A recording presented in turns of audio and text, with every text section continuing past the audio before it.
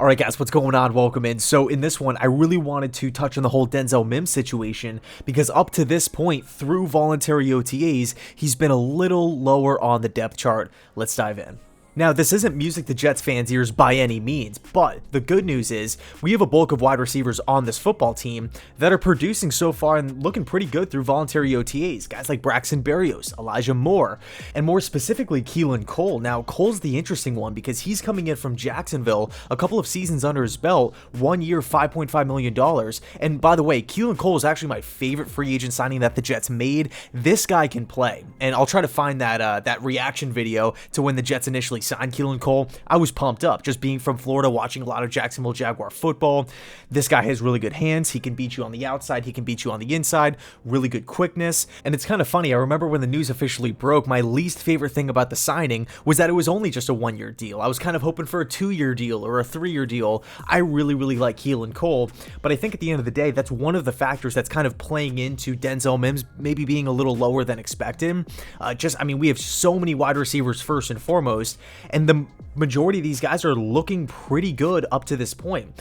Another thing to note, Denzel Mims is coming off of an illness.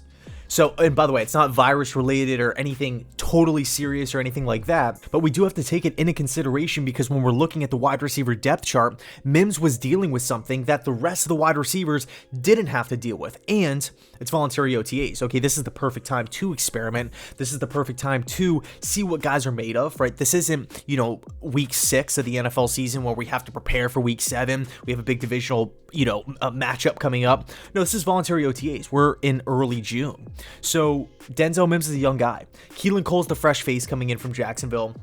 Elijah Moore is the fresh face coming in, 2nd round pick, big role within the offense out of Ole Miss. So I'm not totally shocked given all of these circumstances that, there's only so many reps that can go around, right? And for the first time in a long time, the Jets actually have a bunch of really solid weapons, solid playmakers at the wide receiver position. And I've heard some things about Mims maybe not being the best overall system fit in the Mike LaFleur system. I get that he's not the typical Robert Woods, the Deebo Samuel, the quick, shifty wide receiver that can, create a lot of space in short passing situations.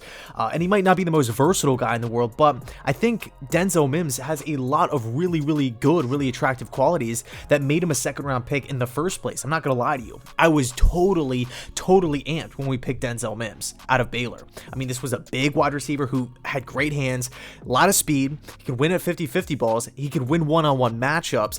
Might not have, again, the best separation skills, but just an overall solid wide receiver. And by the way, he had everything working against him last season. He starts the year off injured. He misses roughly the first half of the season because of that injury, gets healthy, leapfrogs the entire roster, starts to navigate the waters of the NFL, dealing with a horrible coaching staff, Adam Gase, bad system, bad play calling, Dowell Longins, I don't even need to go into it, bad quarterback play, okay, dealt with a quarterback change midway through his rookie season, inconsistent running game. He had a lot of pressure put on his shoulders early because he was virtually the only real weapon outside of Jamison Crowder that the team had at the wide receiver position.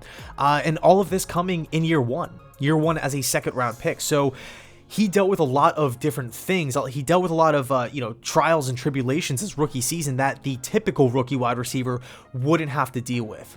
And as far as Mims' fit in the LaFleur system is concerned, I do feel like Mims can be effective as that boundary wide receiver winning on one-on-one matchups, but I feel like the real area that Mims can shine is off of play action over the middle of the field. And as we all know, Zach Wilson did a beautiful job at BYU working off of play action in the intermediate passing game. I feel like that is really where Denzel Mims can shine this upcoming season. And of course, and we touched on it before, there's only so many passes, so many throws that can go around. We're not going to be throwing the ball. At least I don't expect to be throwing the ball 60 to 70 times a game, but there's a lot of mouths to feed on this offense. Just off the top of my head here, Keelan Cole, Jamison Crowder, Corey Davis, Elijah Moore, Denzel Mims. If Braxton Berrios keeps, progressing, we'll see if he gets in the games.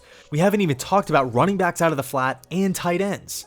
So there's a lot of players on this football team that can contribute in the offensive, department.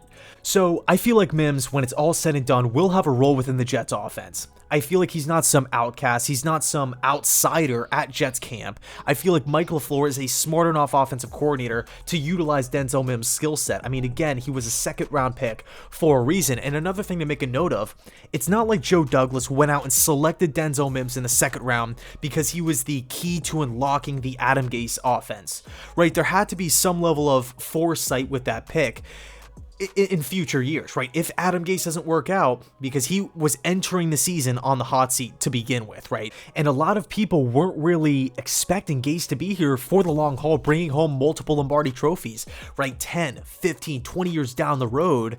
So I don't really feel like it's realistic to say Denzel Mims was an Adam Gase guy and he's useless everywhere else. Mims has a really, really good skill set, right? He was a dominant player at Baylor, really productive, really productive player for Brewer, for that Baylor offense.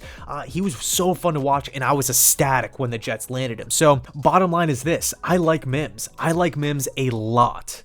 I think the future's bright. I think the best is yet to come, but we do have a lot of mouths to feed on this offense, and it's crazy to say that, but we do. We do. We have a lot of offensive weapons. We have a lot of offensive firepower. So there's only so many passes that can go around. But I think Mims will be a productive player. I do think he's going to have a role within the offense. And at the end of the day, he was dealing with the illness. There's a lot of really talented players at Jets camp. And on top of it, it's voluntary OTAs. So personally, I'm not really reading too much into it. I don't think Denzel Mims is going to be released or anything like that, or even traded, or, anything crazy like that. So anyway, thanks so much for watching. Let me know your thoughts down below in the comment section. Where do you stand on Denzel Mims? Do you expect him to be the starter? Do you expect him to be, the wide receiver too? Because the assumption is Corey Davis will be the one. And then we're going to have some contributions from Keelan Cole and Jamison Crowder, of course. I mean, he was the team's best weapon for the last couple of seasons. And then who knows, maybe even Braxton Berrios pops onto the scene this season as well. He was an absolute stud at Miami. Watched a lot of Canes games, went to a lot of Canes games. He was a beast, especially on punt returns. So anyway, thanks so much for watching. I'll leave it there. And as always, go Jets.